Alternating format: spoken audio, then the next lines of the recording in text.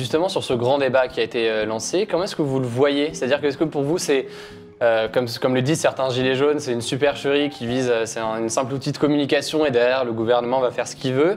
Ou est-ce que vous pensez qu'il y a une réelle volonté de prendre des idées qui viennent de la population et de consulter et de prendre des mesures à partir de là? Alors, moi, je pense que personne n'a intérêt à, entre guillemets, prendre en dupe la population. Aujourd'hui, ce débat, il crée de l'espoir, il nourrit des idées chez certains qui ont le sentiment, je pense, de dire voilà, j'ai été exprimer ma pensée. En même temps, il y avait un sondage qui a été publié, je ne sais plus dans quel journal, mais aujourd'hui, qui montre que 2/3 des Français, en fait, 2/3 des Français disent que de toute façon, ils ont le sentiment que ce débat ne servira à rien, qu'ils ne seront pas entendus.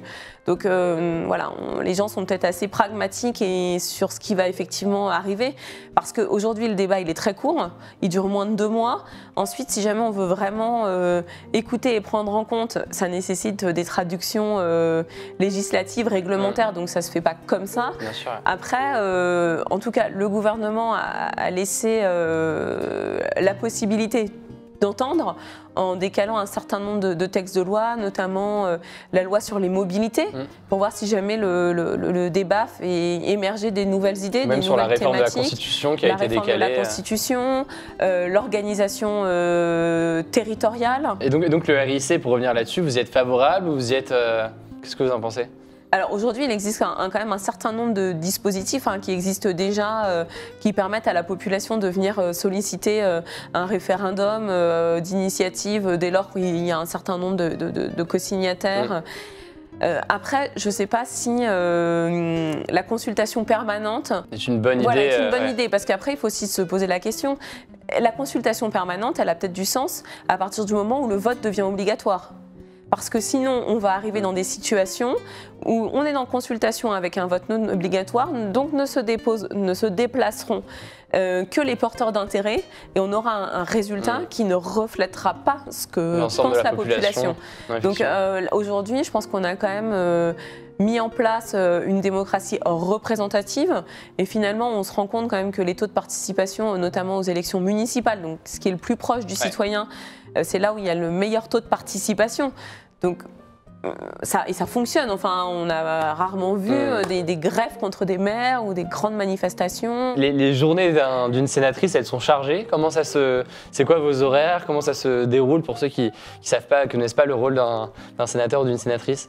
C'est difficile à dire parce qu'il n'y a pas vraiment de journée type. Alors depuis que je suis élue sénatrice, j'ai arrêté toute autre activité. Bon, de toute façon, j'étais contrainte de le faire du fait de la séparation des pouvoirs et je trouve ça tout à fait normal.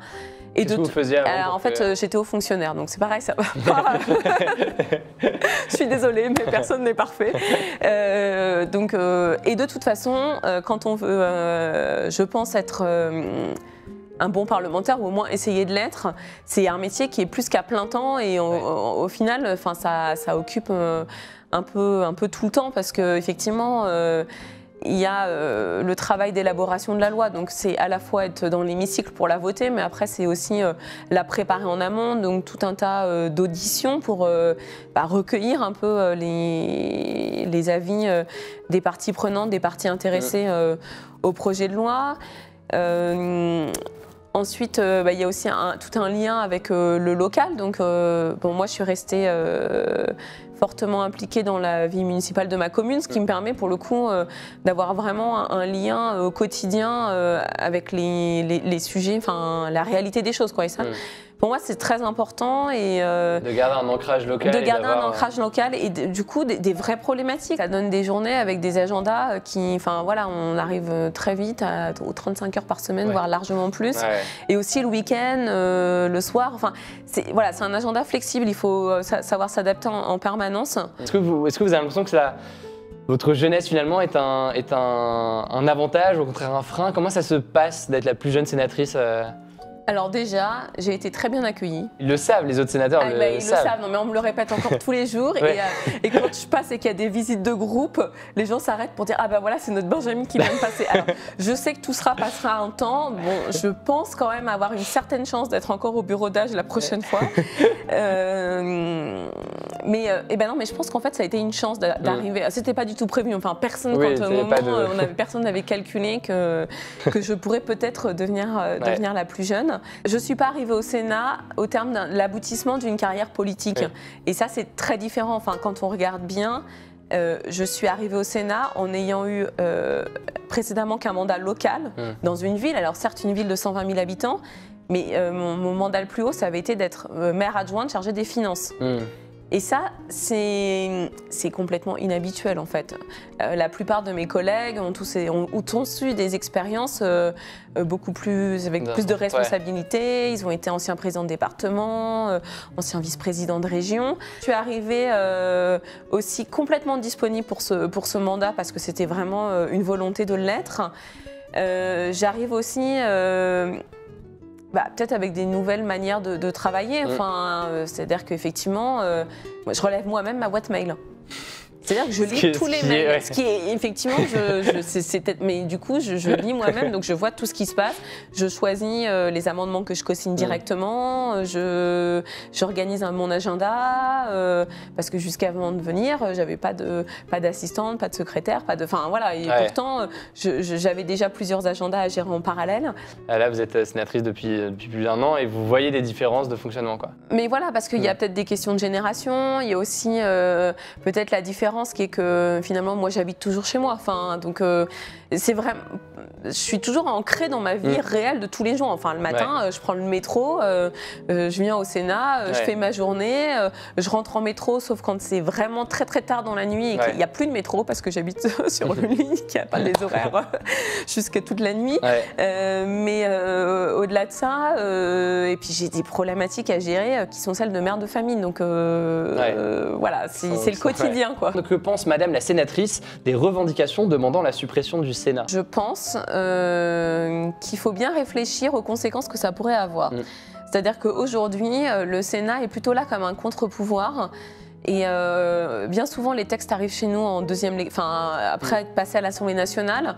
Donc, on est souvent là en correction ou pour essayer d'améliorer ou sans pour autant tout rejeter en bloc. Enfin voilà, ça a toujours été, je crois, la philosophie du Sénat.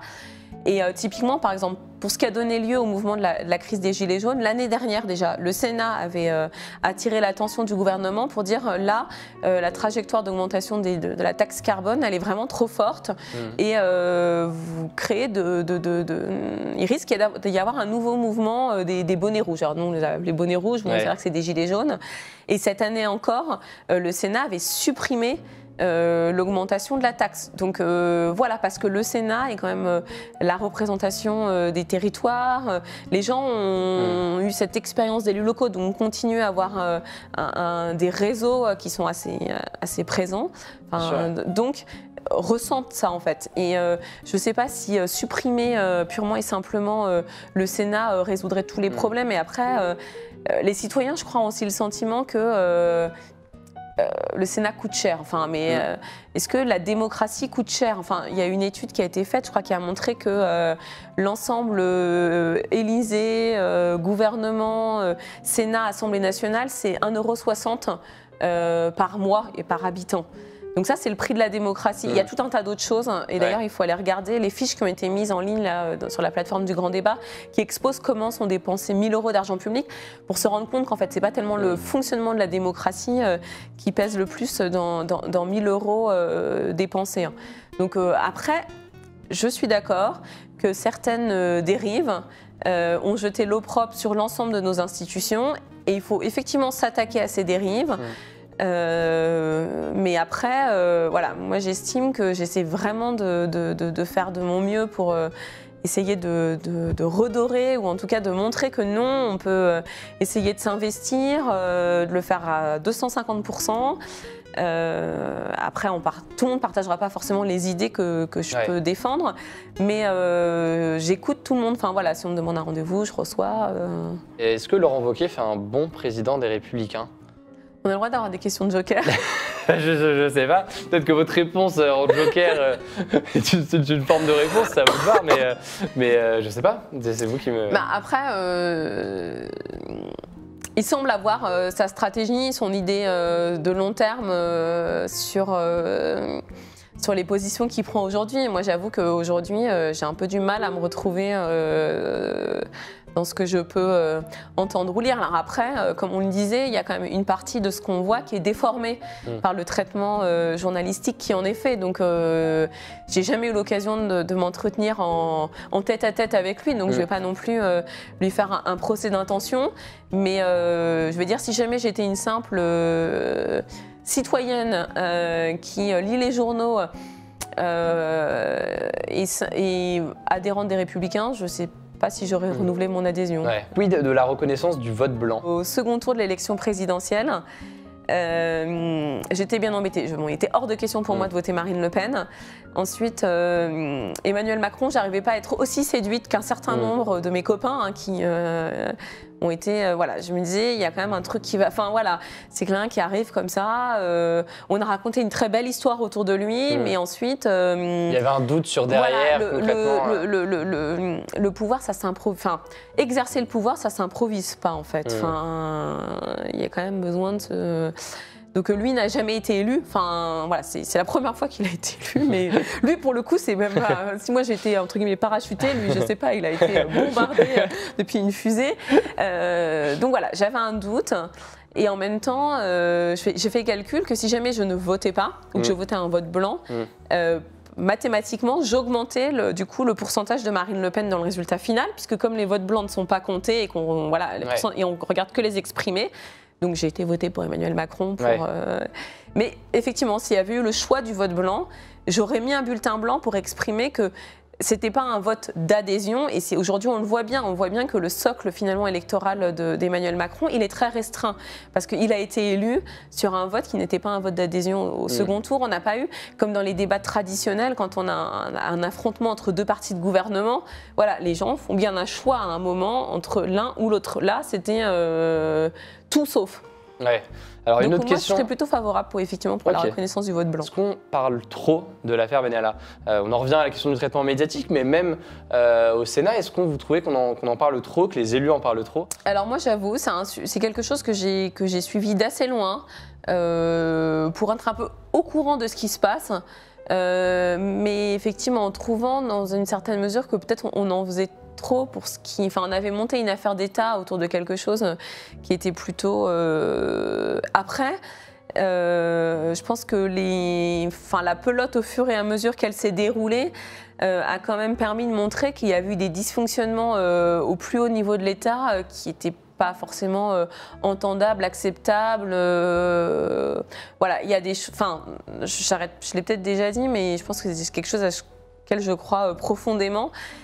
Quand on accepte d'endosser un rôle, de rentrer dans une institution, on doit aussi se plier aux codes et aux règles de l'institution et on ne fait plus ce qu'on veut. Donc typiquement, la protection du président de la République, elle est assurée par un service dédié qui a été formé pour ça, qui connaît les règles du protocole, enfin tout ce qu'on veut, qui discute avec, je suppose, la direction de la sécurité intérieure ou autre.